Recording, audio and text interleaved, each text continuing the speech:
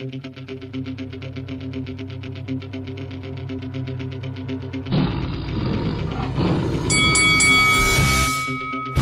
this is Carl the Cobra Frutch, and you're watching Lights Out.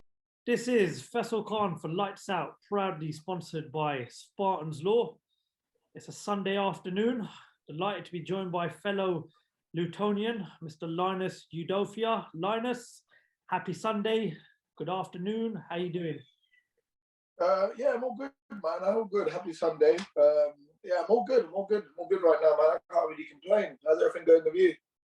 Everything's going good. Thank you very much for asking. I haven't seen one of your Monday motivational Facebook statuses for a while. What's going on? What do you mean? That wasn't my thing. I didn't see it last week. Nah, that wasn't my thing. That's not my thing. I could have sworn that you used to put up a Facebook status every Monday morning about, how we should be happy and how we should start the week off the right way. It was something along those lines. Nah. Now and then, every month or so, I do like a, what's the word? I do like a, if you're reading this, hope something good happens to you. But that's like every month or so I do that. Okay, fair enough. Well, I'll see something up tomorrow morning. Linus, it's been, what would you say, 5-6 weeks since the Denzel Bentley fight? About 6 weeks, I'd say. How are you feeling? Because very close fight, could have gone either way, but in the end, obviously, Denzel come out on top. Have you sort of been after the fight? Yeah, I've been going through. I wouldn't say going through. I've been experiencing a range of different emotions, different feelings, and a lot of the same conversations all the time. And in the end of the day, you can't change the result. You can't change what's happened. You can't. You can't change what's happened. You can't change what's gone on. All you can do now is kind of evaluate the fight back in a unbiased standpoint. And look at it in like, you kind of look at how you performed and whether you thought you should have won the fight or not. You still need to take positives and you need to take negatives from it as well. So, half of me says, this is probably going to be one of the best things that ever happened to you. This is easily going to be one of the best things that ever happens to you. You're going to go back. You're going to look at this. You're going to have your next few fights. And because this has happened, you're now going to be the best version of yourself possible. At the same time, I think it was, I really, like anybody, I really wanted to win that title. I really wanted that. That would have, I could have made history that night. I could have made history not only for my family, for my town, for, do you know what I mean? Everything. I could have made so much history, and for myself as well. Like, I don't know a lot of people that started boxing at 17 years old from nothing. You know what I mean? Didn't even go Olympics or do anything like that. I had a few amateurs and things like that, and like I haven't been a pro very long either. Like, and then gone through won domestic titles back to back, and then gone to win British as well. Like, it would have been a lot of records being broken, but yeah, back on track. Like, you just, what I mean? Half of me says, yeah, this is the best thing I've ever done. Half of you says, damn, I really wish I could have done it. And do you know what I mean? Somewhere else kind of says, you know what, it is what it is. Now it's time to move forward and kind of focus on, I wouldn't say what went wrong,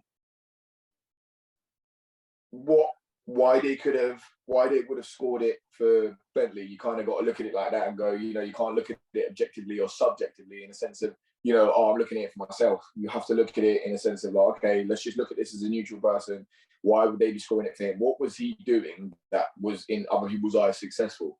And kind of look at that and work on our game through that way. And, say, this cannot be how people beat me again. This cannot be how anyone is going to beat me again. And, this is where I'm at now. And through the processes of like, after you take a loss, you go through a few things. Almost like, with all due respect, grief to an extent. You got stages, and you go through your obviously denial. You're upset, you're sad. You get reality hits and things like that, and then get angry at times. Like, why does that happen? I mean, you go through so many different emotions, and again, with all due respect, grief. I don't mean to disrespect anybody that, you know what I mean, that might take that the wrong way. Yeah, you go through a few things, and I think I'm at a point now where, you know, I'm looking forward. It's time to, do you know what I mean? Like, I think it's time to get a fight booked in later on in the year and kind of get back out. That's where I'm at anyway. Looking back at the fight, as I said, it was a very close fight between yourself and Denzel. It was a fight that could have gone either way, but I've spoken to a lot of people after the fight, you know, because there was a huge interest. I believe it was the first show that Wasserman were doing, which featured live on Channel 5. So, you know, the fight had a lot of hype around it, especially the fact that it was between two fighters from the UK fighting for a British title. A lot of people say that perhaps sort of your approach to the final round, you seemed a bit more reserved, may have been the reason that Bentley might have slightly have got the edge over you. Would you say that your performance in that final round could have slightly have cost you the fight? Could you say that that final round you were, maybe your thought process was thinking that you've done enough to win the fight and just to sort of get through the final round? Yeah, 100%. Like, don't get me wrong, I'm not being naive when I say this, but how do you lose a round you don't get hit? How do you lose a round when you're, you know, on the back foot defensively, making your opponent miss? How do you lose a fight that you don't? How do you lose a round that you don't get hit? It's in my look. Obviously, look, it's subjective. Some people are going to look at, oh, he was coming forward the whole round. Okay, we'll give him it on that. But if you're coming forward because I'm the one making you come forward, how is that me at a disadvantage? How is that me losing that round? I'm going backwards because I want to go backwards. I'm going backwards, making you miss. How am I losing the round? Is how I look at it. But I understand why somebody would have scored it like that. I understand why a majority of people would have scored like that. I understand why people would have said that. But then if you then go back and look at the cards, even if you scored that the other way, it still would have been a majority draw or something like that, or a split draw. Mm-hmm. Like, no matter what I did in that last round, I still wouldn't have walked home with that title. There's a lot of positives to take from that fight. Obviously, you know, again, as I said, there was a lot of hype surrounding that fight. A lot of people had a huge interest in that fight. What are the main positives you take from that fight, and do you believe that experience you've got for fighting for a British title will get you over the line the next time you fight for a British title? Yeah, 100%. I took a lot of positives. I found out a lot of things about myself. Found out a lot of things about, you know, the pedigree of the division. I found out a lot of things about, you know, like actually being in 12 round. I've been in a couple of 10-round fights, and, you know, they are genuinely different compared to a 12-round fight, especially for the British title. You know, there's a lot of pride on the line. There's no easy fight at that level, in my opinion. And yeah, I found out a lot of things, the pedigree there, and I actually, as well, like, a 12-round fight is actually easier than a 10-round fight, surprisingly. And that's no disrespect, but it's just I don't know, it feels like you have so much more time to think and to do things and to execute game plans and things like that. You can actually work on a game plan, chip on a game plan and get working. And I learned a lot about myself. I feel like I learned so much about myself. I learned what level I'm at and what level I can go to, especially for that being my first rodeo at a British title. You know, I know what level I'm at. I know where my pedigree is. I know what I've got in me, and you know, it's now time to go back in and, you know, work again. Just keep working again and get back in the gym. Keep my head down. Keep studying. Keep grafting and get back in and just kind of show what I've learned and show where my level is. I feel like I've shown where my level is and what my potential is, but it's hard because it was off a loss. So it's like, for someone that didn't watch it, they just see me as I lost. So, you know what I mean? A lot of people wouldn't really give me that kind of credit. So again, you know, it's time to get back on it. It's time to get back in the ring and kind of show again the level I'm at and what I've learned from the last few months. Moving forward in your career, obviously, I know that the British title is a massive priority to yourself, and that is a belt that you will definitely be looking to collect at some point in the next stage of your career. But obviously, you want to get back at this as soon as possible. But there's still that potential rematch with Denzel Bentley, which I don't even have to ask you because I know you'd definitely be interested in that. There's still big names in the division such as, Felix Cash, Anthony Fowler, Hamza Shiraz. Is there what's next for you? Is there a particular name in the division you'd like to see yourself in with, or is it just a case of perhaps maybe get back in the ring, shake off a few cobwebs and then get straight back into the mix of the British title? I don't feel like it was one of those fights where it was like a battle of nutrition, like where we both took a lot of damage and we both kind of need to come back in easy, or it was like a fight I got chinned and I need to get my confidence back up or anything like that. So I feel like I can get back into the mix straight away, like depending on what opens up and depending on what's there. Again, I rate myself. I feel like, I'm one of the best fighters in the division. So I rate myself and I feel like I can put myself straight back into the mix. In an ideal world, I'd like to fight Bentley again straight away. But, I don't have that luxury now. I don't have the luxury of, deciding what happens next with that belt. I don't have that luxury. He's got the luxury, and whatever he does, and rightfully so.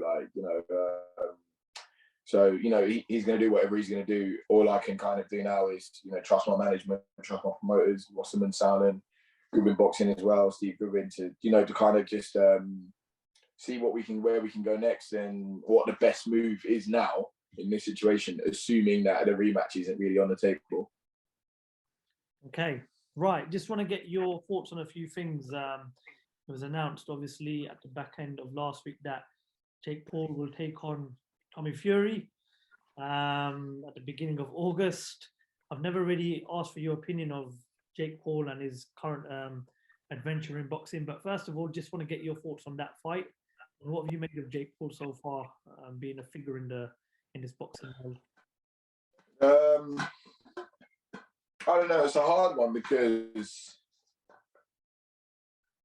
it's a hard one because no matter what you say about him, no matter how annoying or this or that or this or this, he's doing good things for boxing. Like, he's doing good things for boxing. All these guys, all these YouTubers that are doing this and doing this. No matter what anyone thinks about it, it's putting boxing in a light. It's making people it's taking a whole generation of people that don't really know about boxing, except for like Anthony Joshua, now know about boxing because they're looking into it a lot more because of these people putting boxing on a different crowd, to a different audience. You know what I mean? So that fight I think is interesting because they're both raw novices. I'd like to see Fury do it, but you just don't know. You just don't know with this type of fight, and it's like a completely new market. I'm not really sure about it. They're both novices. Who knows? Who knows what can happen? I spoke to someone about this fight after it got announced, and obviously I'm not going to mention any names, but one of the comments the guy that I spoke to come up in the end was, for the sake of boxing, Tommy Fury has to win this fight. Now, Jake Paul's been in the boxing world for quite a while now. Yes, he's not fought a real boxer yet. Most of the wins on his record are MMA fighters and former basketball players. But would it damage the Fury name if Tommy Fury was not able to go to New York and not beat Jake Paul? Yes and no, because yes, it damages the Fury name in boxing in a sense of, okay, you're beating a Fury, but at the same time, it's not like, no disrespect to Hughie Fury, because I think he's a very good fighter. I think he's a very good fighter. I think his management has been a bit, whatever. It's been what it is. I feel like he could have been managed a little bit slower, but whatever, it is what it is. Tyson's obviously the absolute don of it. You know what I mean? It's the top one. So I don't think it damages the name that much because realistically, and I'm going to be brutally honest, like IFL, I'm going to be brutally honest. Tommy Fury was never taken seriously since he come off Love Island and started boxing. Like no one ever took him. No one ever talked about Tommy Fury as a boxer. They always talked about him as the guy that came off Love Island. So if he loses, I still don't think it takes credibility away from like boxing or the boxing world. But it's one of those. I still don't want to see it. Do you know what I mean? Because it looks bad on us. It's going to be interesting, that's for sure. Anthony Joshua, Alexander Usyk, the rematch was also announced last week. We saw the press conference and we saw the face-off. Saw a bit of a different side to Anthony Joshua than we're used to seeing, especially in that intense face-off between the pair when Anthony Joshua didn't look away, was just fully focused on staring down Alexander Usyk. Obviously, you're a Nigerian, just like Anthony Joshua. What do you see going down in Saudi Arabia when these two run it back again? Usyk stops him this time, in my opinion. 7-10. I think if I'm a betting man, it's 7-10. Usyk stoppage, TKO or RSC. I don't think Usyk is one of those fighters. He's top class. He can do everything. I've watched him since the the amateurs, the Olympic stuff where they were doing the is it WSB? WBS Super. Yeah. I watched him in that when he fought Joe Joyce, and I've kind of followed him ever since. And he just adapts to everything. He figures you out. He adapts to you and just drowns you. He figured AJ out early. He dragged him out, and he nearly drowned him in the last fight. I think now everyone goes, oh, the AJ that's coming in, the AJ that's coming in, the AJ that's coming in. I'm like, yeah, of course. AJ, the different AJ is going to come in. A different AJ will 100% come in, but you have to understand a different Usyk will come in as well. The Usyk is going to come in and go, you know what? I beat him the first time. Everyone wants to see the rematch, wants him to take it back. The pressure's on him. He's going to be coming, trying to do this, trying to do that. I'm going to change it up, and I'm going to do things a little bit different this time. Even though last time worked perfectly, do certain things. I might actually put some more weight on. I might work on this time. I might work on this. I might try and get him out early. You know what I mean? Like, everyone thinks, because a different AJ's come in, it's going to be the same Usyk. It's going to be a very different Usyk, and I think it's going to be a more aggressive Usyk. Won't really give AJ a lot of time to load up his power shots. I think changing trainers for AJ was a good move, because I feel like his trainers, his coaching side in the first fight, they weren't giving him, I wouldn't say they gave him the wrong instructions, but I don't think they gave him relevant instructions when it was needed. I think there were times where AJ needed to step it up. He never did. He got told he got told he was do you know what? I'm going to backtrack. I wouldn't say he needed to change his corner. I just feel like they could have evaluated it again and gone again. Do you know what I mean? Like, I don't think, I feel like what it is. It was a big event, Wembley, 90,000 or something like that. Mm-hmm. And, it might have just been one of those where, every time AJ did something, the crowd went the corner kind of thinking, we're doing all right here. It happens. And I feel like they weren't giving him the relevant instructions. There were times where he should have pushed the button, he didn't. There were times where he went too defensive. There were times where he kind of got dominated and was told to kind of stay where he was. You know what I mean? Not to kind of push it or change it up a little bit. And he's changed trainer, which is fine. I still think he should have had a fight in between before this one. But just to kind of see that gel together and go from there. But it is what it is. I'm not saying he can't do it. I think he can. I just think if I had to put money down, Usyk is winning this fight. I think stoppage. But AJ still obviously has a chance. If he can catch Usyk, he can hurt him. So I think the way Usyk doesn't get outboxed by AJ, if AJ is going to win, he hurts him and he stops him, in my opinion.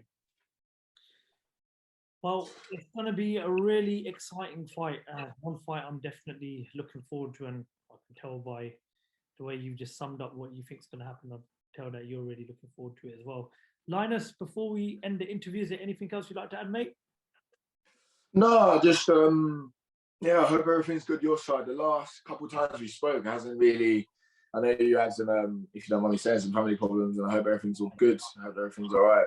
Everything is blessed, brother. Thank you very much for asking. Thoughts on the Luton Town fixture list being released the other day? I know you're a big Hatters fan. I believe first game is Birmingham, then it's away to Burnley. Yeah, if you're not counting pre-season, that is. Yeah, it should. It's all. Yeah, it's all the first few games are all up north, isn't it? Really, Yeah. a lot of away days. Yeah, I'm looking forward to it. Never been to Burnley, so yeah, really, really looking forward to it.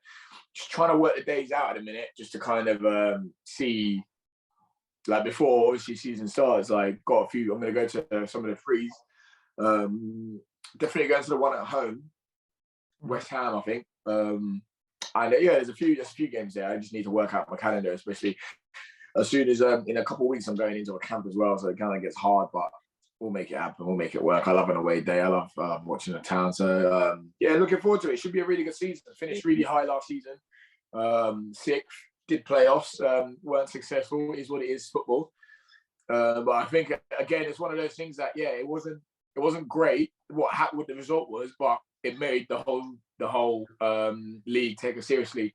Do you know what I mean? So everyone was like, "Oh, imagine if Luton get to the playoffs." Oh, we did. Imagine if they do all right. Oh, we did. Oh, imagine if they spend their money, but they still did this. We did. So yeah, we just haven't gone through, haven't gone up. Fine, but now everyone playing us next season and take us a bit more seriously. And yeah, and it's good to see. It's good to see the progression. You know what I mean?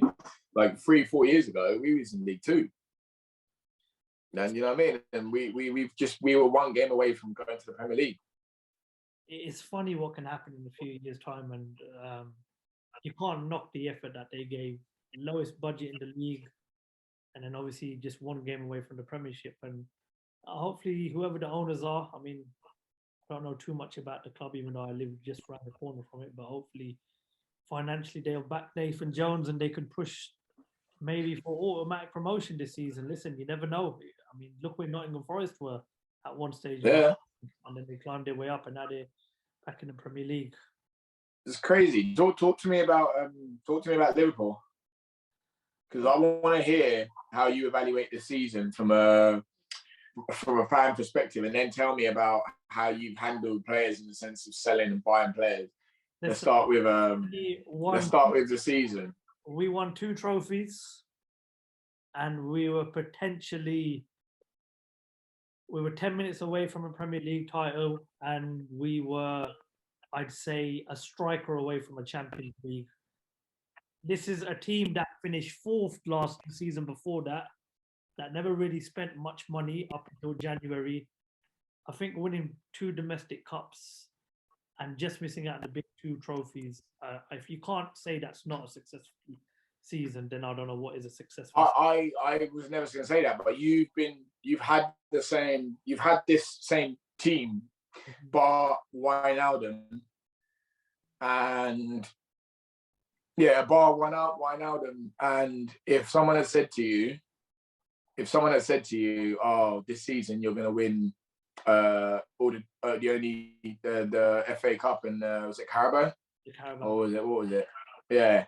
If someone said that to you, would you have said we've ever achieved? I would have snapped your hand off, and I would have said that's a brilliant season for a team that everybody wrote off before the start of the season because of how bad last season during lockdown was. So, but listen, it's happened before. We've missed out in the Premier League.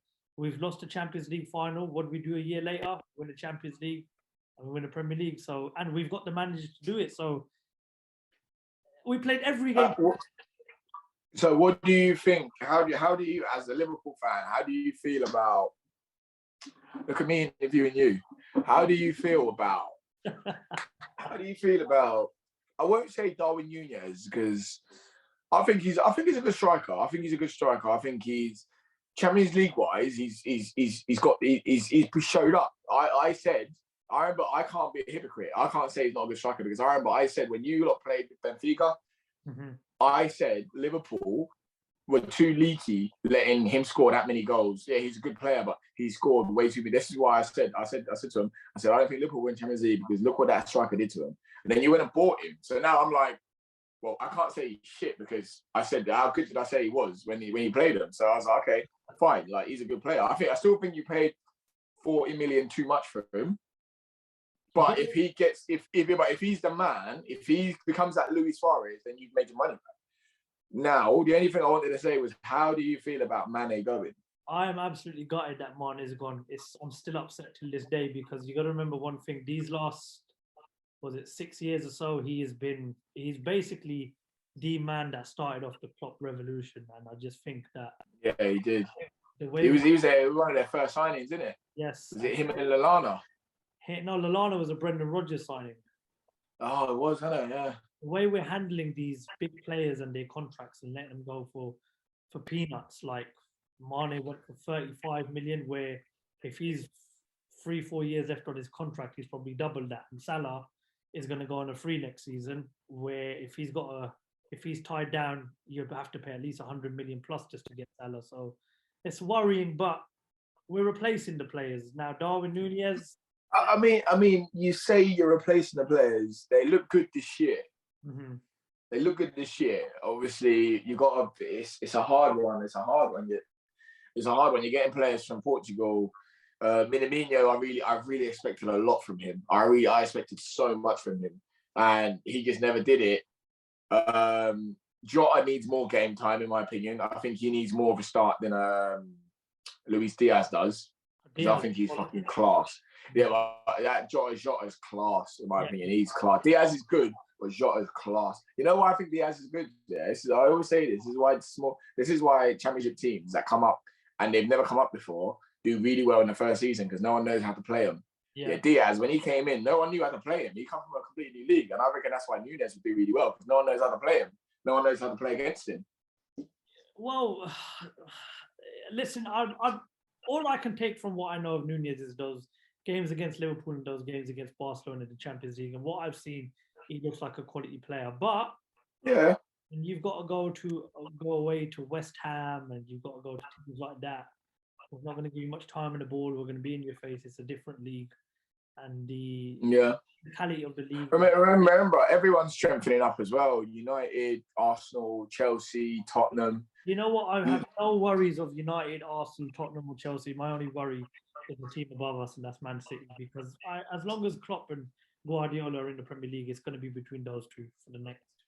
Yeah. Unless the banana skin really happens, but yeah. No, I agree with you. Yeah. To win the league, you've got to get 90 plus points. Whereas when Leicester won it 6-7 years ago, I believe they scored, what was it, 76, 77? That doesn't get you Champions League football anymore. To be fair, I remember that season. Leicester won it. Obviously, no disrespect to them. Leicester won it because everyone else underperformed massively. Yeah, exactly. You just got to make sure you're good on the day. That's all that matters. But listen, it's gonna be an exciting season for Premier League, Champions League, and Championship football. In my opinion, anyway, it's gonna be really exciting. I can't wait. Next year, we might be discussing a potential game between Liverpool and Luton for the following season, depending on. Could you imagine? Depending on if Luton get promoted, or I hope not, Liverpool get relegated, which is never going to happen. Unless you do a bloody Bury or flipping Derby or something, unless something horrible happens, I can't see that happening. Let's hope not. Right, Linus, listen, thank you very much for your time, mate. I'm going to let you carry on with your Sunday afternoon. Yeah, all right, mate. Well, you enjoy yours. I'll speak to you I'll see you when I see you. Thank you very much for your time, as always. Really appreciate you letting us grab an interview on a Sunday, and we'll look forward to catching up with you very soon, Linus. Definitely. I'll speak to you later. Thank you for talking to Lights Out.